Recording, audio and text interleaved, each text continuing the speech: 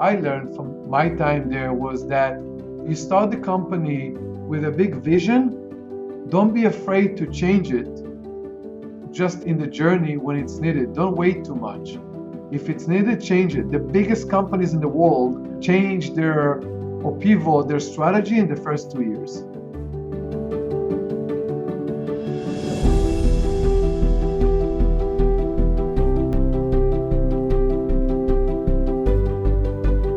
Hello everyone, welcome to another episode of ZeroToExit. This is Neelima and Ankur, your hosts.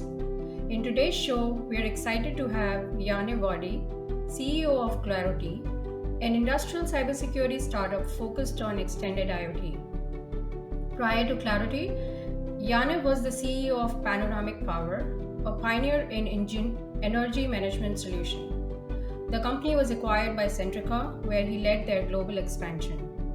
In today's show, we will spend a lot of time talking about securing the 13 billion plus little things called IoT devices. Hi Yaniv, welcome to the show. Hello, thank you very much for hosting me. Good morning, good afternoon, everyone. Hey Yaniv, good to have you. Thank you very much. Before we get into the meat of the discussion, Yaniv, since you travel a lot, I wanted to ask what changed or remains the same now that the COVID restrictions are all but over, especially in NYC and Israel, where you spend a bulk of your time. To be honest, COVID changed a lot the way we do business and the way we interact with each other. Unfortunately, a lot of it is over Zoom, but I still believe there's nothing like a face-to-face. And the Zoom meetings can only do well when you already establish the relationship and trust between the people. So internally, instead of meeting face-to-face, you can do it over Zoom on a regular basis, but still you need the FaceTime with the folks internally. You still need to energize the team and engage the team in what you do tactically and strategically as you go. And absolutely with customers and partners, you cannot build trust and relationship over Zoom. You can, but it's tough and it's a long time to do so. What I'm seeing here is that companies, people are really anxious to go back and interact face to face and trying to find a way to do it. In Israel, we kind of opened the gates recently, so traveling is allowed, and I see traveling that I didn't see in the last 2.5 years, and it's really busy. I just came myself from New York and from San Fran. The airport was busy, and I don't remember in the last 2 years seeing the airport that busy. Yeah, we're seeing the same thing as well. I mean, I'm starting to travel myself quite a bit. If you had the crystal ball and were to predict, do you foresee more remote first company, or do you see sort of this hybrid here to stay where companies will have campuses, they'll get folks to come in for a couple, 3 days? What's your prediction for the industry in Yeah, general? it's a good question. I think even before COVID, companies were more pushing into a hybrid approach, even without COVID or nothing to do with COVID, meaning companies suggested to maybe work one day a week from home or do something that is more hybrid. So I really think that companies will adopt a hybrid approach. Either it's one day, 2 days, or 3 days from home. I do think companies will be more and more adopting the hybrid approach. I can tell you that in Claroty, we are very flexible and we basically provide the flexibility to our employees to choose. But we're trying to facilitate as much as possible the office to be available for everyone to meet up. And so have enough space for everyone to own a desk or an office and make sure they can come and spend the time they need in the office. And I can tell you we have more people that want to work here 5 days a week than people who wants to work from home. So I definitely think the winning formula is probably like 3 or 4 days at least from the office together. Yeah, people just need a change. They've had the same family and work nonstop. They can't change their family, but at least they want to change their work environment, maybe spend a little bit more time with their colleagues. Let's get into the IoT side of things. As Neelima said, 13 billion of these things called IoT devices. I was in Cisco probably a little over a decade ago. And Chambers, the marketing genius he is, he talks about this thing called Internet of Things. And people are like, what are these things, right? They were not not huge back in the days. And he predicted back then it's going to be a multi-trillion-dollar market. Give us big picture view. We've discussed every technology topic in this podcast: Web3, security, obviously cloud, you name it. We haven't talked Yep. about IoT. So for our listeners, take a step back. What is this thing? Sure. Think about everything that is connected today is basically an IoT device that we're not referring obviously to the IT devices from laptops and servers, but IoT can be anything from a smart camera or a smart printer. On the OT, on the operational technology, can be sensors like humidity or pressure sensors, can be other assets that are connected, like different controllers and PLCs and HMIs. Think about in the healthcare, for example, monitors and infusion pumps and MRIs. Everything that you today connect to the internet, connect to the network, you need to protect, and it's basically becoming an IoT device. Today, companies are obviously adding more and more IoT devices to increase productivity, to be more competitive. And that's why you see a huge spike in the growth of IoT devices that are being connected. And like I said, IoT can be enterprise IoT for companies that are using generic assets that are just basically being connected, or more specific, like in the industrial or the healthcare or the manufacturing, that are now connecting these devices to reduce their cost, to increase cost efficiency, to reduce the labor, to improve productivity, and many other reasons. During COVID time, did the team see any specific spikes in usage on the vertical side? How did the trend change in the last 2 years? Yeah, great question. We did see a huge increase in growth in the usage of IoT. Look, digital transformation started way before COVID, right? With the industrial 4.0 revolution, companies started to increase the automation and optimization and automated as much as possible their processes. So it started way before, but COVID got everyone to work remotely. And that means that a lot of remote access had to be provided.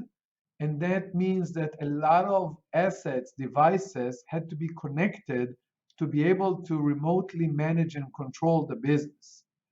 Also, companies struggled during COVID and were looking for ways to improve effectiveness and efficiency, basically be more competitive. Because of COVID, companies were really, looking for ways to improve productivity.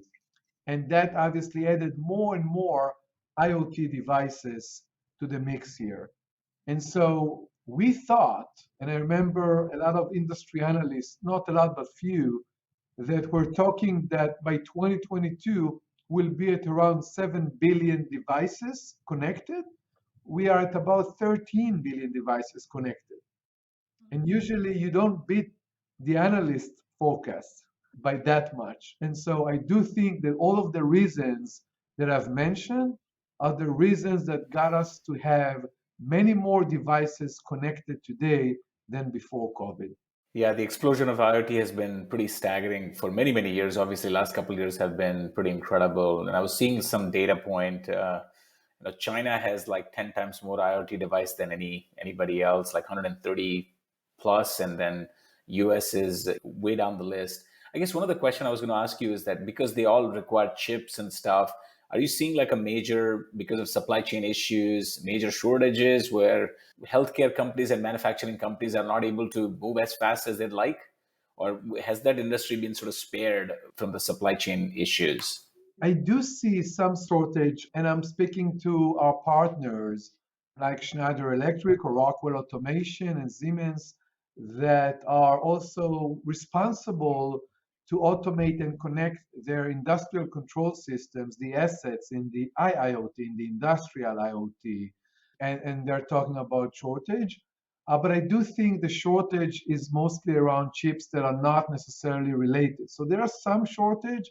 Don't think it's a major problem. And I do think that sooner than later, we'll see more and more coming out as the shortage will be addressed. So we have so many devices. Of course, we have to secure them. But Can you talk to us about some of these security implications of deploying and managing so many IoT devices from customers' perspective as well as from the vendor perspective? Sure, absolutely. So, like I said, digital transformation really pushed these companies to be more competitive, hence adding more and more IoT devices to increase the productivity, to be more competitive. On top of it, they also had their existing assets connected. So think about a manufacturing company with a production line with all the controllers, PLCs, and different HMIs to manage that, and SCADAs and all that. And now they want to automate the process as much as possible and connect these devices. Think about hospitals with all the MRIs and infusion pumps and monitors. Now it all makes sense to connect and get more control. Like I said, different reasons, but it's all now being connected. On top of it, you start to add more and more IoT devices to be more productive. And on top of it, you have the biggest challenge for the physical world, for industrial manufacturing, healthcare, where they have no visibility in their networks. And I'm not talking about the IT, it's more the OT side of things, or the IOMT, the medical device side of things, the manufacturing side of things, that are really the dark side for them with not much visibility. The combination is really the perfect storm that caused a lot of attacks, unfortunately, recently, in the last couple of years. Again, the combination of automating and connecting these different assets, the critical assets, adding more and more IoT, and having no visibility, that's not a good combination. And that combination got us to a lot of attacks in the recent years and got the market to be very concerned about that. Yeah, for sure. I was reading a stat somewhere that said 80% of the healthcare organizations have had a security breach because of IoT, but 30% of those were ransomware attacks. What are you seeing on your side? Like, give us a day in life of an attacker leveraging IoT device to do what kind of stuff? What are you seeing on your side? Think about a house that is completely protected with all the smart cameras and alarms and smart doors and windows and everything invested to be so protected, but then you leave one of the windows open. That's what the attacker is looking for. They know that companies invest a lot in IT. They know that the IT side of things is it's protected, it's managed, it's controlled, but the open doors are usually in places where you have less control and no visibility. Like the OT side of things, operational technology, devices that are now connected to the network in a complex environment, if you will. And now it's an easier way for the attacker to get in. Think about that. When we defend, we have to be right 100% of the times. When the attacker attack, they just need to be right once, and that's it. But once they're in, they need to be right 100% of the times to make sure they are not being discovered. We just need to discover them once. It's important for these customers, to your question, to be proactive and make sure they don't get to the threat detection and to the situation where they know how to recover, but they're being proactive right from the get-go, from the beginning, with the risk and the vulnerabilities they have, and protecting the connected assets. So they are being protected right from the get-go and being proactive about managing the threat, because for the attacker, they need to be right just once, and they'll always look for the easiest way to get in. And do you also see possibility of lateral movement, or is the attack surface just specific to IoT devices, or are you seeing where they can get into your applications and other critical infrastructure, if you will? Or the way, I guess, these things are built, is it's very local to the IoT footprint within the customer's environment when a breach happens? Look, it really depends on the maturity of the company and the way they structure and architect their networks. But we see a lot of attacks that are starting from the IT side of things and then getting into the OT, into the production lines, like I said, there are different attack vectors that the attackers are using to really get in, and it's not just one way or another, because otherwise, it will be protected and just covered. But there are so many different attack vectors and ways to get in, and not necessarily just from the OT or just from the IoT, but different places, but still get into the network and get to the outcome they're looking for, which, like you said, and it's absolutely right, a lot of it is ransomware. So, before we go into how the technology is built, I had a very small question. So, sounds like healthcare, like verticals in IoT, given that the space of the number is so big, the healthcare is one vertical which realizes the importance of securing. Then there might be industrial manufacturing. The question is, do the companies realize the importance of securing IoT devices more today versus, let's say, 2 years ago? Yeah, the answer is definitely yes. Look, one of the CISOs in our customer advisory board mentioned that if 3 or 4 years ago they had to beg for budget and make sure the CEO and the board understand the importance of resiliency and protecting the business, today it's the other way. The board of directors, audit committees, when they do a risk assessment, the cybersecurity is coming as number one risk. And then they go back to the CISO or to the CIO and asking for a mitigation plan, for a risk assessment, and what are the actions we're taking, and so on. And so the market is now educated much more than before. The reason for that are the attacks. The frequency and impact of the attacks is just crazy high compared to a few years ago. And the actions for companies is really basically to make sure there's a plan on how to address this risk and what solutions and actions they need to take. Great. So, pivoting into building product, how is the technology built to track and monitor so many devices? Walk us through a little bit of your architecture, what kind of computing is being used, any trade offs that you do while building that kind of product. Yeah, and So, just to sort of add to Nilima's thing, we're not talking hundreds of thousands. We're talking billions of devices Billions. potentially, right? There's different architectures, etc. High level, you don't have to obviously share your secret sauce, but love to understand how do companies typically approach security? sure. So we typically approach security with four pillars, if you think about that. The first one is visibility, because you can't protect what you don't see. So basically, we identify all of the assets in the network, and we have different ways, and this is one of our differentiation. The different ways that we identify the assets are getting us to great accuracy where we map the network. And so we have active way of approaching the network and querying to find out and identify the assets. We have a passive way where we listen in the network to the traffic. We have a way to look at the configuration file, but basically we get the entire assets, so the entire network identified and mapped for the customer. So the first value right there is visibility. The customer benefit from identifying all the networks. And then we get into the pillar of what we call protect, where we get the inherent risk identified and the vulnerabilities of our assets, of their assets, the customer assets, and making sure that not only we identify the risk and vulnerabilities, but also highlight and identify the priorities and making sure the customer can start taking mitigation actions to address the risk. So we had first the visibility, then protect, and then we get into the detect, right? And in the detect, we have what we call the continuous threat detection, where we actually in real time, ongoing, making sure that we identify threats and anomalies.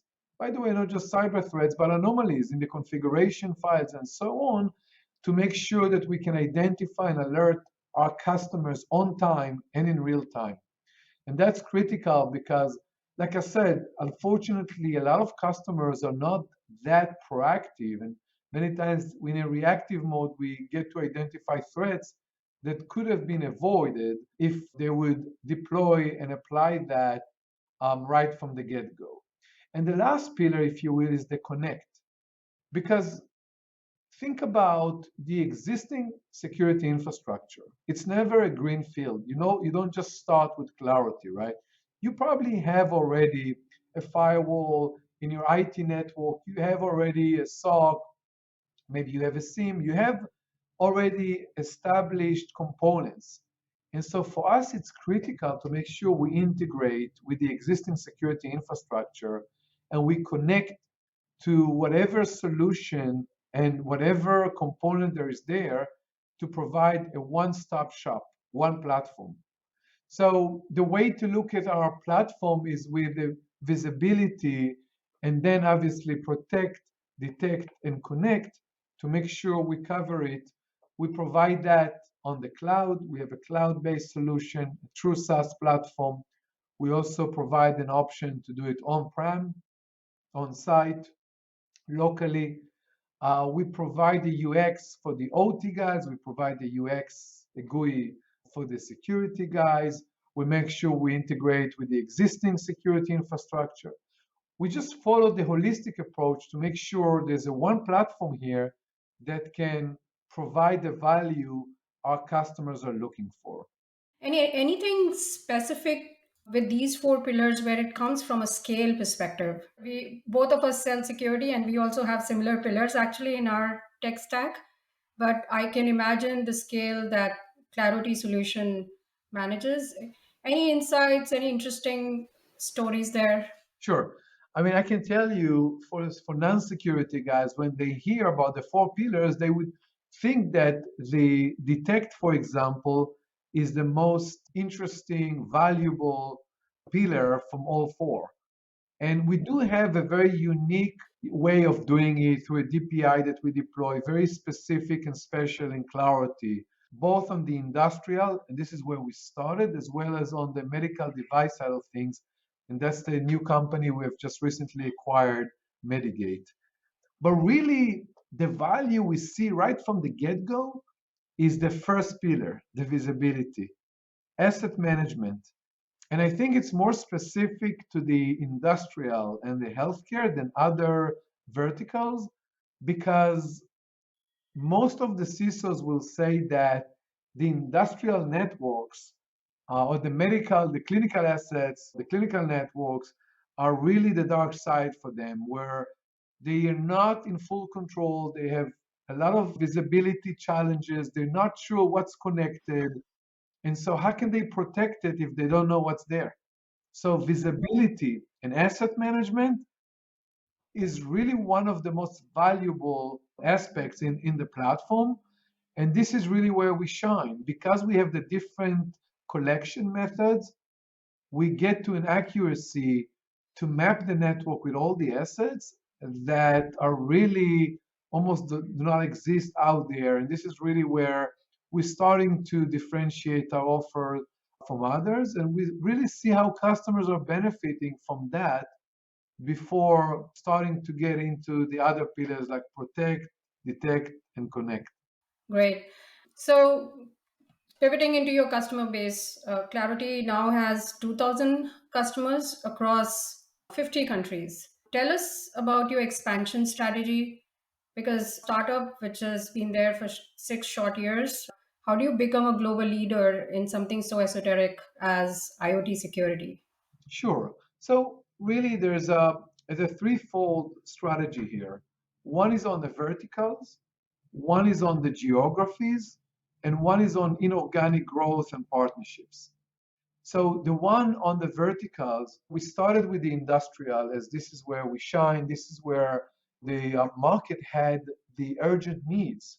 But then we realized that there are more verticals out there, like building management systems and enterprise IoT, like transportation or like healthcare, that are really becoming urgent verticals to address, urgent needs out there. So you mentioned, Ankur, you mentioned 80% of hospitals are being attacked or compromised. Absolutely. And so we decided to expand our reach there, to expand to more verticals. And we did it in a very structured way. We identified all of the verticals that we can approach. And we score each vertical with the fit to market, fit for the product, the competitive landscape, the financial fit, and all that to see what verticals are getting the highest score. Obviously, healthcare got one of the highest scores, transportation, commercial buildings. And so we decided to build a strategy to go after that as well. The other point is geographies. We're looking to expand to more geographies because, going back to the previous question, the market is being educated now more than before, especially during COVID. And so other verticals and other geographies are starting to be more and more attractive. And then the third is inorganic growth. We're looking at acquisitions. Not always it makes sense to develop a solution for a certain vertical. And it might be a solution out there that makes sense to buy versus build. And like I said, part of it is partnerships. I do think that the scale of Claroty will be through partnerships, channels and strategic partnerships. Yeah, it makes a lot of sense. What's fascinating to me is how many geos you have a presence in as somebody who has done these type of exercises in the past. I mean, this is not easy. And you're still a startup, 400 people plus, and you've got like presence in, I think, 50 countries, something like that. Is it boots on the ground? You hire a local sales leader, GM type model, and then expand out of that? How do you go in so many countries? What's the lead gen mechanism? Or are these customers just coming to you through some self-serve sign up or something like that? Sure. So first, the way we see that is we have three major territories, US, Europe, and APAC. And from there, we have presence and headquarters in each one. And we have the sales and the different sales functions over there. And from there, we grow. And when we grow, I say grow, I mean existing presence in terms of supporting our customers, not necessarily sales, because with sales, if you have great partnerships locally that face the customers on the sales process and get the right support from us, that should be sufficient. But supporting the customer is critical to make sure the partners can support the customers, to make sure we have local support on the ground, to make sure we have customer success managers on the ground that can locally support in the local language, with the local tools, with obviously local folks on the ground.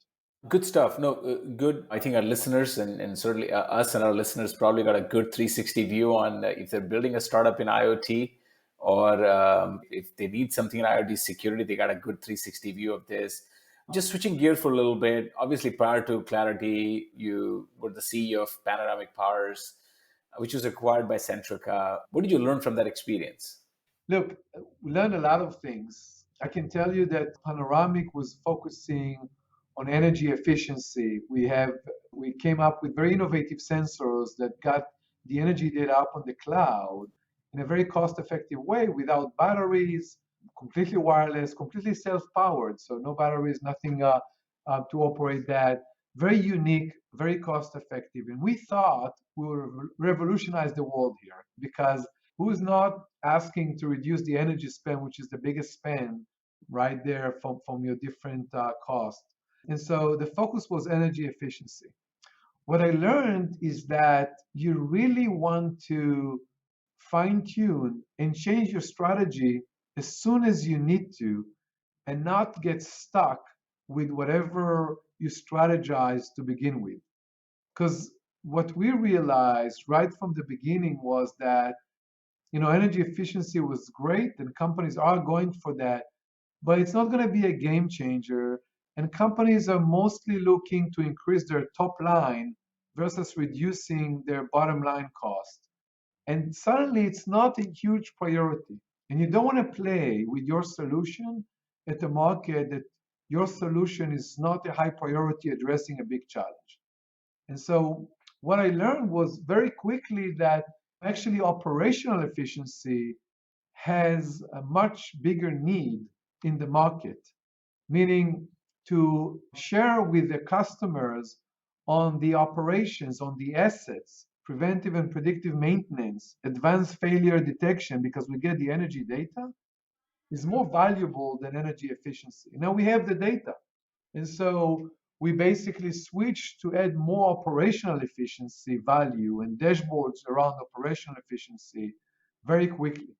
We also jumped to be a mobile application versus cloud application or on-prem very quickly. And so the message, I guess, that I learned from my time there was that you start the company with a big vision. Don't be afraid to change it just in the journey when it's needed. Don't wait too much. If it's needed, change it. The biggest companies in the world change their or pivot their strategy in the first 2 years.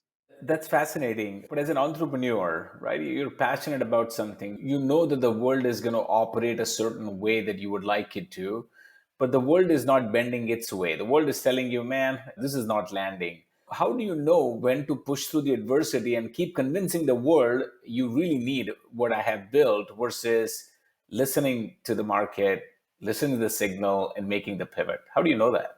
All about the customers. If you gain customers in a way, in a pace that you're satisfied with, that means there's a market need there and the world is ready. If it's hard for you to gain customers and you have a good product in place, that means that the market need, the challenges, the pain points are not really there. I mean, I can tell you that in that case, for example, we went after the big chemicals or manufacturing companies. And when we just did energy efficiency, it was very hard to sell, long sales cycle, conversion rate from a pipeline to customers was not great. When we added operational efficiency, boom, the number of customers, the growth in revenues, the sales cycle was shorter. You could see that there is a market need there. So the answer is very simple: customers. Let me double click on that real quick. Customers are an interesting beast, obviously the most important constituents, but customers almost never tell you what you got to be building to 18 months ago. And we've got a lot of examples in consumer world. Customers didn't tell Apple, like, you got to build a touch interface. Didn't tell Larry and Sergey, oh, we need a universal search engine. In our industry, the way it manifests, customers will tell you the here and the now. A lot of time the customers have to be told what's got to build. How do you strike a trade-off? Because if you only do what customers tell you, you're just going to be building that next button or that next feature function versus actually really industry changing technology. Yeah, I mean, that's a good question. The way I look at that, when you create a new category, like Google did, like Coca-Cola did, like Starbucks did, like Apple did, in their own niche, in their own world, when you create a new category, you have not only to sell, but you have to first educate the market and create the early adopters.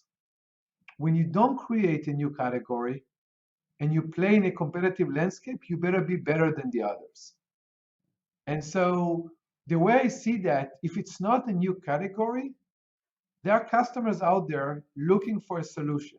And now you can relate to what I said before of addressing customer and customer needs and see if there's an appetite to get your solution and to address a true pain point they have. If you don't, and you create a new category, you need to be patient. You need to get the financial runway to support your journey because it will take time. But I would still connect with customers in the journey as much as possible because I'm sure that you'll get the right signs from your customers and not from your guys in the conference room in the office. Yeah, fascinating. With all the interest in climate change, I think that company was just ahead of its time. I'm pretty sure now energy conversion is actually going to be all the rage in the next 2-3 years. So pivoting to company building, you now have 450 employees and are growing. You also just did a M&A. What have you learned about leading people that you wished you knew earlier in your career? I really think at the end of the day, it's all about people. You can have a great product or a lousy product. With the right people, you make the changes to make it an amazing product. You can have very interesting, attractive market that is ready. If you don't have the right people, it'll be very hard to get in. If you don't have the right market and you have the right people, it'll be easier to pivot and get to the right market. So it's really all about people. You can see in the company that we invest a lot in getting the right people at the right time and making sure there's the right culture in the company. And I think this is critical to really invest in the culture of the company so people can relate to the culture and be happy and proud to be part of the team. As it pertains to people, right? Like we all understand and recognize sort of the importance of 10x engineers, 10x product people, 10x seller, right? Like that they are so much more important than rest. But what's your take on brilliant jerks? As far as You have extremely talented people, and they're 100xers in their class, but they don't get along really well.